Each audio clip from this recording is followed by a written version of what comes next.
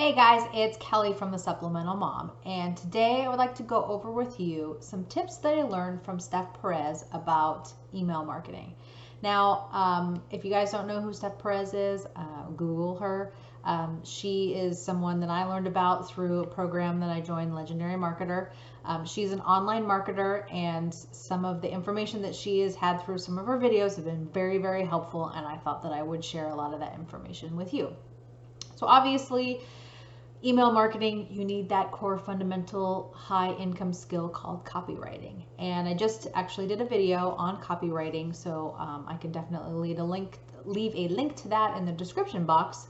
But essentially, to sort of recap, it's copy that's persuasive. It's taking you, putting you in that position to take action.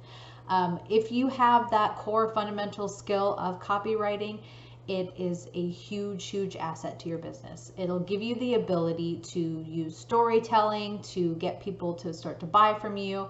It connects with your readers.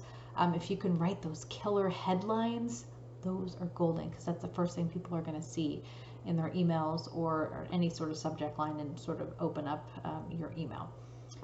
If you have this skill, you can convert your customers or your leads into your customers, get them into your funnel, and that's gonna generate your business right there for you.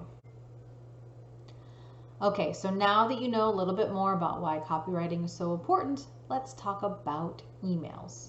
So in this training that was provided, Steph really talked about 4 primary steps when it comes to email marketing. So obviously the first one is that your emails must be delivered. And there are a lot of different autoresponders out there. Some are more effective than others, but obviously you need to choose one that's going to be delivering your emails, because a lot of times they end up in people's spam boxes.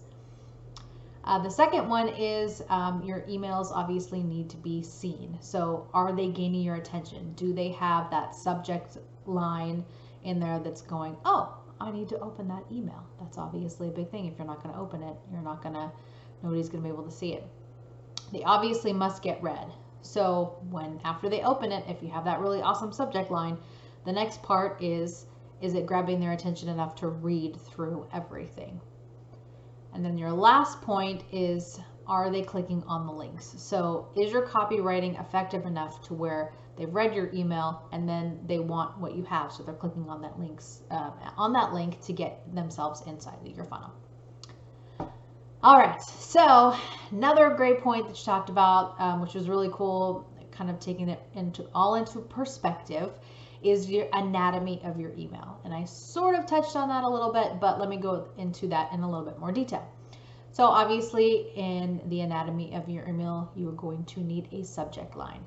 A lot of times that's proposed in sort of question, because you're wanting to know, like, oh, are you getting enough of this?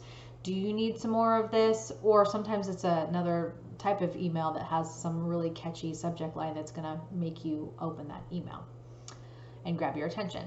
The next one is obviously the opening line. So once it's the sequence. So once they've opened your email, now they're going to your subject line. And that, of course, again, is going to have to grab their attention.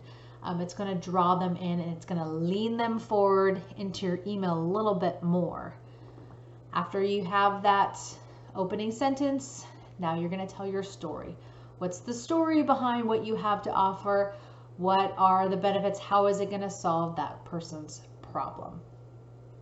After you've completed your story, you're going to want to also go into the lesson that was learned. So in your story, what's that lesson that they're going to get out of it?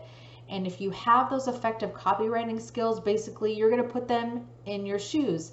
And if you can put them in that perspective of they're learning that same lesson that you are, and they can see themselves doing that exact same thing that you've been doing, then you're golden, essentially. The last huge part, that anatomy of your email, is your huge call to action. So you're pointing them in that direction. Where exactly do you want them to go? Do you want them to go sign up to your offer? Do you want them to go sign up on a call for you? Do you want to just have them go buy whatever product it is? Point them in what direction you want them to go. Okay, so now that you have a little bit more information about the anatomy of an email, I kind of want to go into the next part of the training where Steph Perez really talked about 6 types of hot selling emails. And I didn't really know that there were this many emails.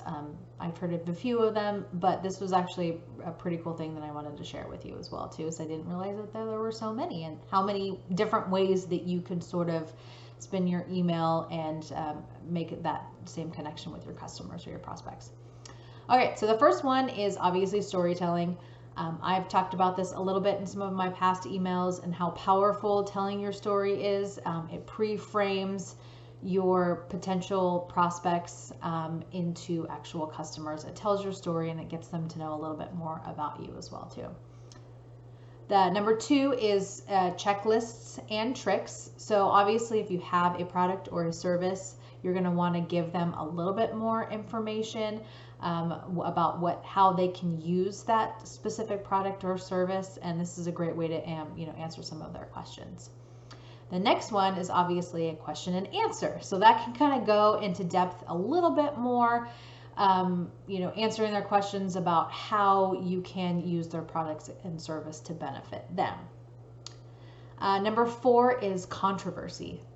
This is one that will always kind of get your emails opened up. You can kind of use maybe an unpopular concept or thought that maybe really like intrigues that person, and when they read your subject line, they're going to go, oh, well, maybe I want to find out a little bit more about this. It's a great email to kind of get people to open that up. The next one is using a popular reference. So that's another one that is going to be an awesome subject line. Some sort of popular reference, maybe something, a statement or a meme or something that somebody said that somebody can relate to that will open up their email. And then the last one is obviously the curiosity. So we're all very curious people. We want to know what that person has to say. And if you're doing this in the right way, they're going to open it up. They're going to want to know what that you have to say next, and then that's going to get them closer and closer into your funnel and closer to your offer and turning in from those leads into customers. So if you found any value in this video at all, like, subscribe, share, do all those fun things. Check the description box below for that link to my free Facebook group, the Side Hustle Pack, where I have tips, tricks, resources, and trainings on all things side hustle. Thanks for watching. Take care. Bye.